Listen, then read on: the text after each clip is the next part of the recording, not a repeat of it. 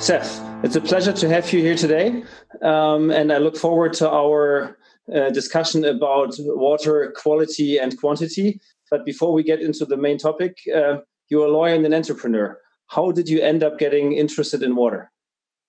It's a curious question.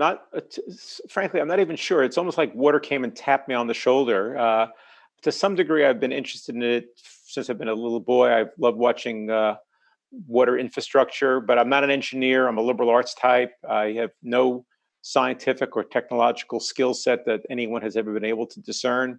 And then I got involved in this really from a public policy perspective. About 10 or so years ago, I began becoming more and more concerned about the lack of focus on water scarcity concerns around the world. This is before the big California drought.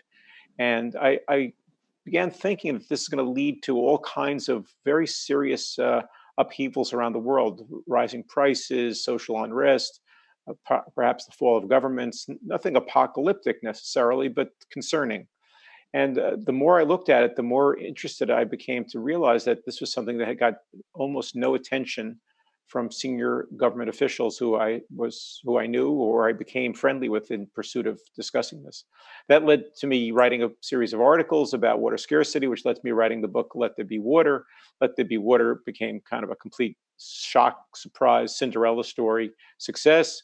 And that led to me speaking to many, many audiences around the world about water issues. And the more I kept reading about water at that time, the more and more concerned I became that in the same way that not enough people were focusing on water scarcity, that likewise there was not enough focus, at least in the United States, on water quality. And so that led me to write the second book. The first book was Let There Be Water. The second book being Troubled Water, What's Wrong with What We Drink. That's out just a few months. And I've been speaking very widely about the quality issues that I raise in that book. And it's a fun industry. I like the people in the industry. So it's sort of self-reinforcing. I like spending time with the people who think about water and care about water. And maybe someday I'll get some technological or scientific skill set that I'll understand what they're talking about. Yeah, it's a good point. The water infrastructure piece. I remember as a kid, I went with my parents to Pont du Gard, the Roman aqueduct in Provence. And this thing is still there. And in principle, you could still run water across it.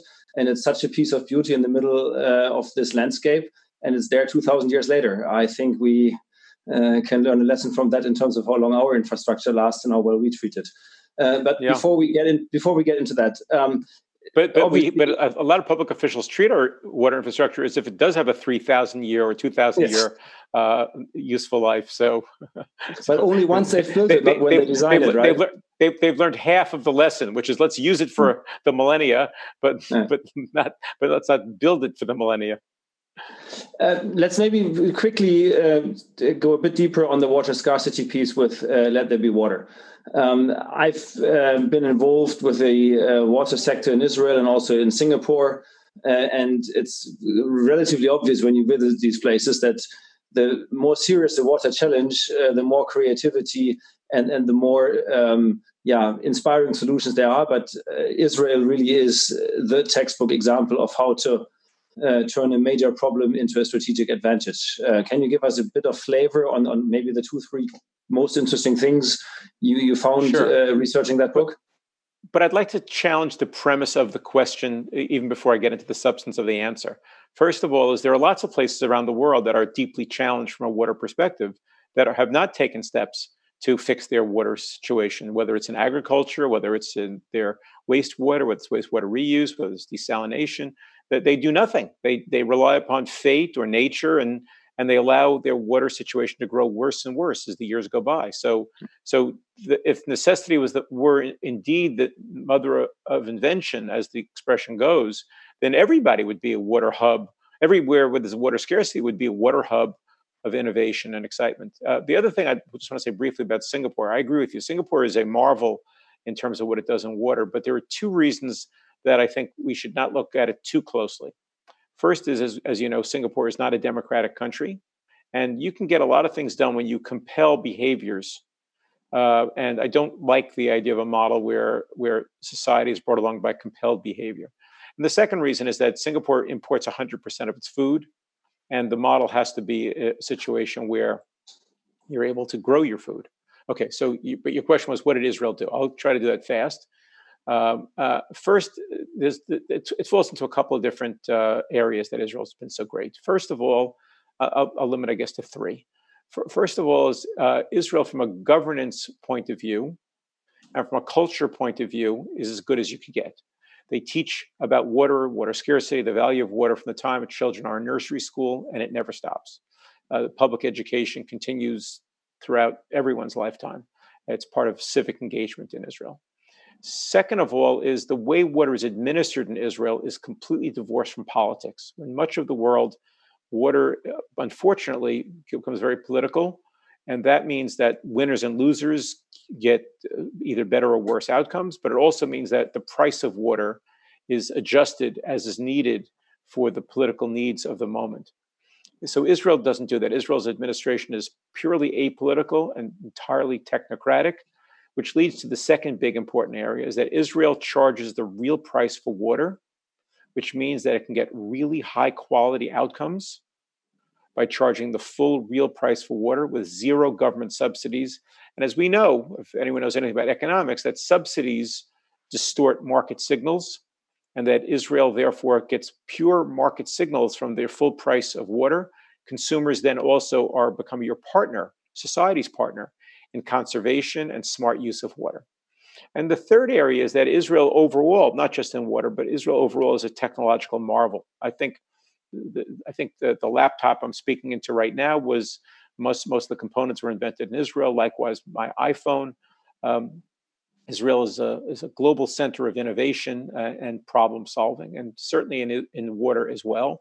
And just to highlight a handful of those technologies that Israel either invented or perfected or advanced, Israel is the world center of smart agriculture. Drip irrigation was invented in Israel. There are a number of excellent companies involved in that world, and constantly innovating to make the product better, smarter, more useful. Likewise, in agriculture, which absorbs most of the fresh water of every country, Israel leads the world in non-GMO breeding of plants to make very low use of water. So if agriculture is eating 70 to 95% of every country's fresh water, in Israel, they're self-sufficient in fruits, vegetables, and other parts of agriculture, poultry, dairy, and so forth. They're able to do that because of the fact that they are so water efficient and because they have bred plants, again, non-GMO breeding, that are less water consumptive than the similar plants elsewhere. The second great thing Israel does is that Israel, from very early on, Israel became a country in 1948. By 1952, Israel was already thinking about how to use sewage as a resource. Now, in most of the rest of the world, when they talk about that, they talk about potable reuse, taking it, treating it, and then making people drink it. Israel had the thought that people will never really comfortably do that or want to do that. They may have to do that, but they may not want to do that. And so they spent a couple of decades and many billions of dollars building out a parallel national water infrastructure system that captures virtually all of the sewage of the country, close to 90%, and treats it to an ultra-high pure level, and then transports it to agricultural districts where it is then used for agriculture. So it's drinkable quality water, but used for agriculture, and then through the process of irrigation, it becomes further purified, and they test for this all the time, there's no ill effect on the health of the public from eating those fruits and vegetables. So that's the second great thing. And just, again, I mentioned that Israel is close to 90% of recycled water. In the United States, we're about 5 or 6%. And in the next significant country that makes use of water after Israel is Spain, and they're somewhere hovering between 15 and 20%. So the world has a long way to go to catch up to the idea of turning sewage from a nuisance into a benefit. And then the third great technology that Israel's invented or perfected is desalination. And not exactly the case, but if you were to allocate all the desalinated water used in Israel, it would come to about 80% of the household water consumed in the country. So by virtue of the fact that 2/3 of the nation's water is from either sewage or from desalination, basically manufactured water, repurposed water, it takes fantastic pressure off of the natural resources of the country, from rainwater, from springs, from groundwater, and so forth. It's actually a nice tie-in from quantity to quality when you mention recycling and desalination and the technologies behind it, reverse osmosis. When I have a background in utility operations, and when I looked at wastewater treatment, the treated effluent discharged into rivers was often higher quality than the water being in the river in the first place. And it was recycled many times because downstream water was abstracted again from the river into drinking water plants to make drinking water a few kilometers downstream from where the wastewater plant was. So this entire scare about reuse and recycling is completely overblown. But Reinhard, there are quality implications. But Reinhard, it depends. And I know I assume you're segueing to my new book, Troubled Water. Yes. But I think that so I'll let you pose the question, but it really depends. Where you are in Germany right now has extremely advanced water treatment, and therefore the quality is of a wonderfully high nature. So the receiving waters are getting water that is as high quality or better quality than I'm sorry, the effluent is of a higher quality than the receiving waters. But that's not necessarily the case, as I hope we'll get a chance to talk about. Well, exactly, that's the point. From a technical point of view, this is a no scare topic. It's all possible. But what you learned when you did the research for troubled water is that in reality, in many cases, is not even the effluent in discharge of wastewater. It's already the drinking water produced from groundwater that has horrible contamination issues. Can you tell us a bit about the key shocking insights from that piece of research that you found the most unexpected or threatening, dangerous? Sure, but since we're speaking to professionals, and I'm not trying to scare anybody, all I really want to do is alert. The reason I do this, and I think I donate 100% of the royalties from all the books to charity, to water-themed charities. The reason I do this is because I don't really want to scare anybody, but I do want to galvanize attention. I want to get people thinking about this, concerned about this, because everything that is a problem is fixable. We have existing technologies at affordable prices that allows us to do everything and anything we need to do to make our water of the highest quality possible. So just to talk about, but not to shock anybody, but to make people aware of it, is that there are a gigantic number of chemicals that are in daily commerce in the US and in the whole Western world. The chemical inventory is over 100,000 separate chemicals. And of course, not all of them get into water in one way or another. And of course, not all that do are necessarily a health hazard, but a lot do. We know, just for example, perchlorate gets into our water. We know that thousands of the PFAS chemicals get into our water, but lots of others as well. And what I focus on in my book are those, but also pharmaceutical residues. So that, for example, you had talked about wastewater. Wastewater in the United States does a very good job of doing what it did about 100 years ago. It does a superb job of purifying the water of organic material that we excrete from our bodies, or that we wash down our kitchen sink like chicken scraps or little pieces of carrot. But it does not do a very good job of purifying the world as it has become, not what it was, to rid our wastewater of pharmaceutical residues and other industrial chemicals that get into our water, so that some of those pharmaceutical residues just sort of self-destruct over a short period of time.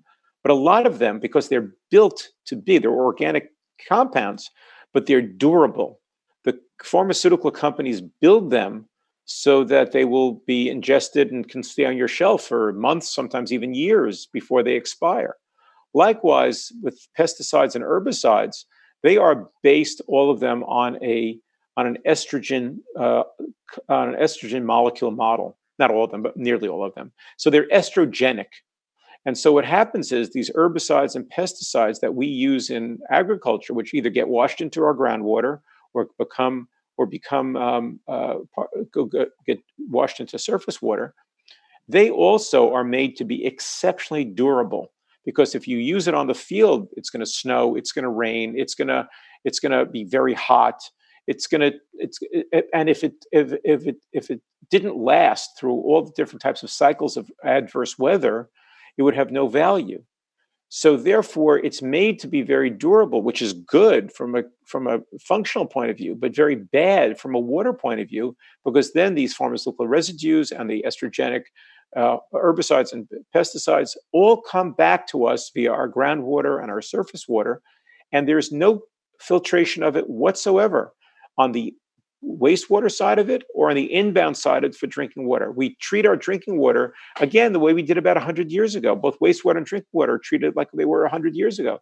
You put a little dab of chlorine in the water, chlorine or chlorine compound of some kind, and we purify the water, and it's good. We get rid of bacteria and viruses and things that could kill us. And that's why coronavirus isn't coming up in our water, and that's all good. But there are other chemicals and compounds and such that survive all that, and that we are then ingesting, and which the EPA is doing nothing about, and which industry could be fixing, but doesn't get the incentive to do that from utilities because the EPA doesn't demand it of them. I want to say, I know I've gone on for a while, I want to say one last thing. And that is that I mentioned that there's over 100,000 chemicals that are in commerce, but there's only 70 chemicals on a grand total of 91 contaminants altogether that are regulated by the EPA, that require of utilities that they test for them and reduce their concentration if they're above a certain level. And everything else is fair game. And that's why PFAS and pharmaceutical residues and pesticides survive all this treatment, and we drink it. I mean, some countries in Europe are in the process of rolling out advanced oxidation or filtration solutions, both at the back end of wastewater treatment plants and, if necessary, the inlet of drinking water treatment plants for those compounds. So the debate is already advanced a bit in Europe. But if I'm cynical now, you rightly so pointing out that very few chemicals are regulated. We have similar issues here, that not enough chemicals are regulated, especially also on the agricultural side, because the agricultural people have a pretty good lobby. But even the ones that are regulated, if we talk about Flint, Michigan, and Newark, New Jersey recently, getting lead not to dissolve into the drinking water is not rocket science. It's been done for decades, and still it doesn't work in at least places that have a reasonably sized utility in principle. Well, Reinhard, if we transition to talking about lead, it's a heartbreaking story, because lead, it's clear, whereas with almost all these other chemicals, because of a slowness of the EPA in doing research, we don't always get a chance to know what the health hazards or the health effects are of these chemicals on our bodies. I mean, we happen to know that PFOA can cause testicular cancer and kidney cancer and ulcerative colitis and preeclampsia in pregnant women and so forth. We know those are a problem. We know likewise with PFOS that it causes all kinds of birth defects. We know these things.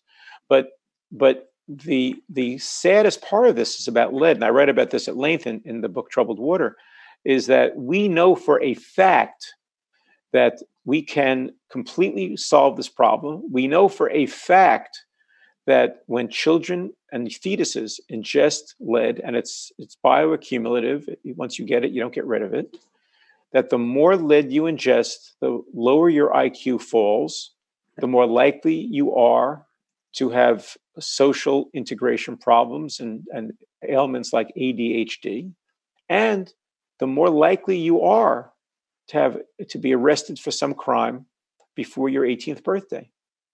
It's not by chance that a very high percentage of violent criminals in jail in the United States have elevated lead levels. And I regard this as a moral failure by the United States. There are 7.5 to 10.5 million lead pipes, lead service lines in the United States. And if we embarked on a 20-year effort to replace all of them, and I talk about this in my book, How to Do It, if we embarked on a 20-year program to replace all of them, we would do that. But in 1991, when they passed the lead and copper rule, they decided to go with a different approach, hoping that by coating the insides, by its anti-corrosion strategy of coating the insides of the pipes, that you would get rid of this problem, but you haven't. So Flint is definitely a problem, and New Jersey, Newark is a problem, but there are lots and lots of places that have elevated lead problems, and we are not addressing this properly. To say nothing of, by the way, other problems we have, like, and I'm going to make some enemies right now by saying this, but we have inadequately tested the effect of PVC drinking water pipes on health and neurological ailments and other ailments. And we are going full steam ahead because, once again, there are some very powerful forces that are in favor of use of those use of those chemicals for commerce. So what are the drivers for this disconnect between what is necessary to protect people's health and what's going on in reality? It can't just be politics. It can't just be money. It can't be technology. So what's the confluence of factors that gets us into this mess? I think the key driver is a lack of awareness, and that's why I liken myself, and I don't know if this will mean anything to you as a German. I liken myself to Paul Revere and to Johnny Appleseed. I don't know if either of those are images you have any idea what I'm talking about. But Paul Revere, during the time of the revolt of the British colonies in America against the British, he went one long night, and he went through his entire community screaming out, "The British are coming! The British are coming!" to galvanize and to address the problem. And Johnny Appleseed was a folk hero in America. Somebody who took all the seeds from all the apple cider producing places and planted apple trees all around the Appalachian Trail. And so he was a hopeful guy. And so I think of myself as both, is that I am a Paul Revere calling out the danger, but I'm also a Johnny Appleseed calling out the opportunities. And so I think the single greatest impediment to moving forward isn't cost. The single greatest impediment to moving forward is a lack of awareness. And so everyone who watches this presentation, I hope, will in one way or another join the effort, not just to talk amongst ourselves in the water industry, but to help galvanize attention and interest amongst the public to talk about this, because for very little extra money, every utility could be encouraged to make use of these technologies to improve the quality of the water. And so we deal with a situation where Americans turn on the tap, they don't know what's coming out of the tap. A significant percentage don't trust it and they just drink bottled water. Another significant percentage don't think twice about it and do drink the tap water. Bottled water, by the way, is no great shakes either from a health perspective, but that's a different question. And if we could only raise awareness properly, then the political class would have no choice and the media would have no choice but to report on it and talk about it. And I think within a matter of a very few years, we'd have a very, very, very different outcome vis-a-vis water. Awareness is a good point, I think. I learned when I worked with the utility in the US that there is very high awareness for water tariffs. And whenever somebody needs to raise water tariffs, there can be huge political implications, I will call it. And at the same time, people spend much more money on cable TV, internet, cell phone, streaming, you name it. Why is the water bill such a political issue and everything else is not? Okay, so you touched on another issue that I raise in my book, and that is that so your cable bill and your cell phone does not get charged to you by your mayor. Those are private transactions between the public and the provider. Well, 85% of all utilities in the United States are municipal utilities. And that means that when water prices rise, consumers get angry because they see it as a tax increase. They look at it as, oh my God, the mayor is taking advantage. And by the way, because of the fact that so many mayors divert water fees from water and making it less money available to make it better, so many mayors divert water fees to other purposes, the consumers are sort of right. It is kind of like a tax increase. So what happens is that the political class has made a decision to do what they would do with no other responsibility. They would never allow such terrible outcomes in education or roads or police or hospitals or parks, but they do it in water because people don't see it. It's underground. They don't know. They don't understand that a third to 45% of all water gets lost to leaks in much of the United States, and they don't understand what that effect is on cost, on health, and so forth. People don't understand what is going through the pipes and what quality of water they're getting. And so people end up with this feeling of I don't know what to do, and therefore I can't do anything about it. And mayors manipulate that lack of insight and knowledge. I make the argument that the best thing that we could do would be I'm not saying we should privatize all the utilities, although that's one outcome, that's fine. I'm agnostic as to who controls the utilities. But we must delink the pricing of water from political the political class. Mayors, town managers, city councils should not be setting those prices. It's interesting. I mean, in Northern Europe, we have government-owned utilities as well. In most countries, Germany has 5,000 of them. And the tariff is set by the utility, and at best, the antitrust authorities look at whether the pricing is done fairly. It's not a political debate, and people who run the utilities are also not political appointees who change when there's a new mayor. They are career civil servants who do this until retirement, and also tend to get reasonably paid so that they have a reasonable skill level and know what they're doing. And it seems like this decoupling is almost similar to incorporating it, whether it be government-owned or privately held, leads to a more professional management of the entire piece. And Reinhard, I know that you have a lot of experience in the UK, and OFWAT does a very good job managing, it's 20 or 25, I think it is, utilities there for a country of about, what 65 million Brits, 70 million, something like that. And that ballpark was about 85, 90 million Germans. Is that about that number? 82. Yeah, 82 million. Yeah. So you have 5,000 utilities for 82 million Germans. That works pretty well. You have, I think it's 24, 25, but if it's wrong, it's still less than 50, but I don't remember the exact number. British utilities for, 65, 70 million Brits. In the United States, for 300 and something million Americans, we have over 50,000 utilities. And that's one of the four key takeaways from my book, which is that we need more logical pricing, we need more use of technology, we need more research and activism from the EPA, but we need to also start seeing a consolidation, a regionalization, emerging of utilities in the United States, because there are so many very small ones that are completely cash-strapped all the time that they can't possibly deliver high-quality water. They also can't possibly buy high-quality technology to provide that high-quality water. But even if they could buy it, they don't have the staff to run it.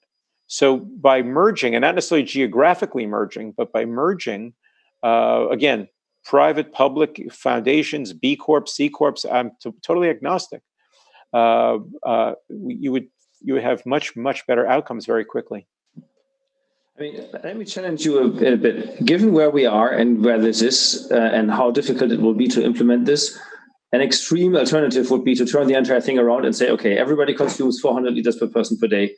Of these 400 liters, 2 liters are being used for drinking water purposes, and the remainder is gardening and shower and toilet and washing machine and whatever else. Why not get it over with and decide that tap water is not drinking water, and have point of use filtration equipment for the 2 liters per person per day? Couldn't that be cheaper? By the way, that's an acceptable outcome. It actually is. That's fine. If you want to go that route, but it's a revolutionary route. And I actually thought of that. I didn't end up writing that in the book, but I thought of that as a potential solution, which is just to say, okay, we're going to provide everybody with a different way of getting their water. I talk in my book a little bit about atmospheric water generation, which is very, very pure water, that we could be taking the moisture out of the air at night while we sleep. And then in the morning, there's a big tank of several gallons, more than enough to prepare our food and the beverage and the drinking that we need to do during the day, ice cube making and so forth.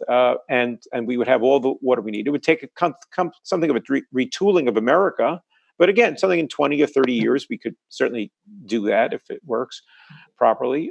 Or we could, I don't trust bottled water enough to say, or everybody just gets a voucher for bottled water.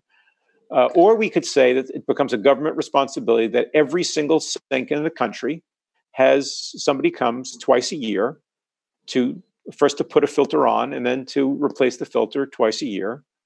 We could do that. We could. And by the way, millions of Americans have defaulted to a system just like that, putting in their own filtration systems. I personally resisted putting in reverse osmosis, but just this very morning, I was talking with masks on and 6 feet apart. I was talking to someone involved with the water in our house, just by coincidence. He didn't know I'm a water person. And he said, he says, I don't understand why you don't just put reverse osmosis into your house. Maybe I should. Maybe I will. But if the government makes a decision to do that, then what you can't have is a two-tiered system. Morally, it's unacceptable.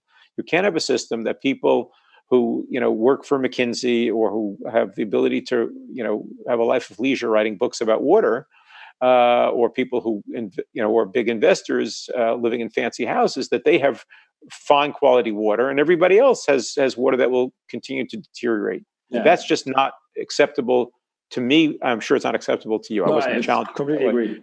But then when you create that kind of infrastructure problem, I mean, we can barely deliver water now. I mean, imagine that every municipality, it's 100%. We deliver water just fine right now, but we don't deliver the water of the quality I'm speaking of.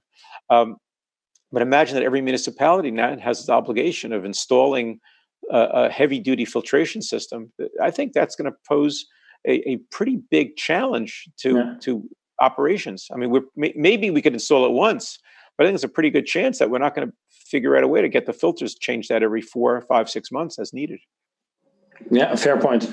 I fear we have to come to an end. Oh, no. So, I got told we have a time limit. I could continue forever. This is good fun.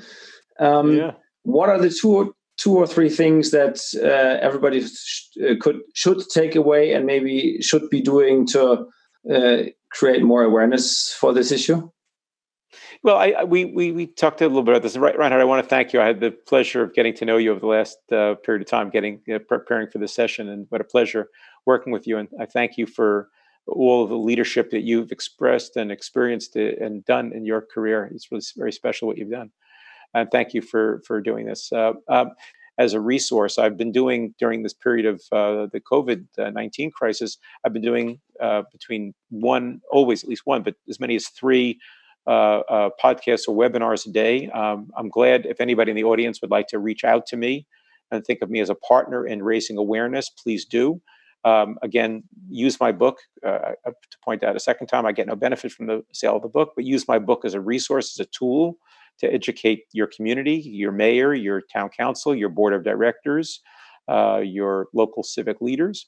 Talk about water more.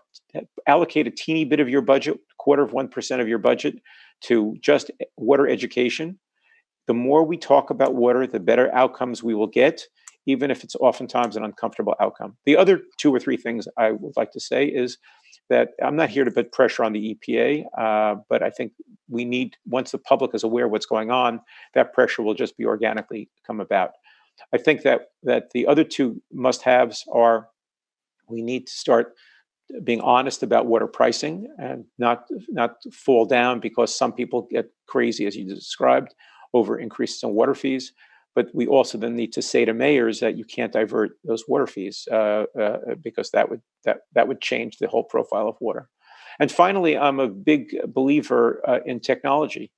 Even though I don't myself always understand exactly how the technology is invented, I can see unquestionably that when the use of certain technologies are applied, water quality goes up very, very dramatically, and health outcomes also rise dramatically. And I think it's time for us to upgrade. We are using technologies in the U.S.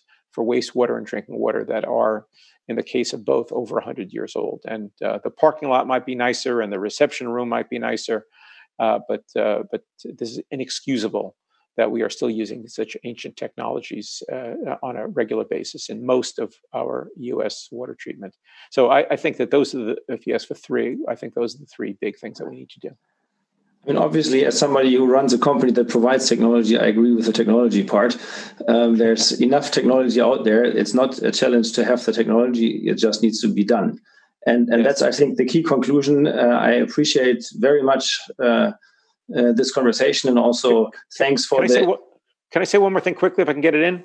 A 4th thing, and that is that we are a fractured industry.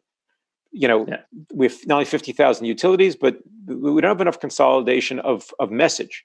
So that if all these companies are going to spend 0.25% of their budget on water education, I would urge us to create some type of a clearinghouse or some type of a trade association just focused on that issue, so that we can all speak together.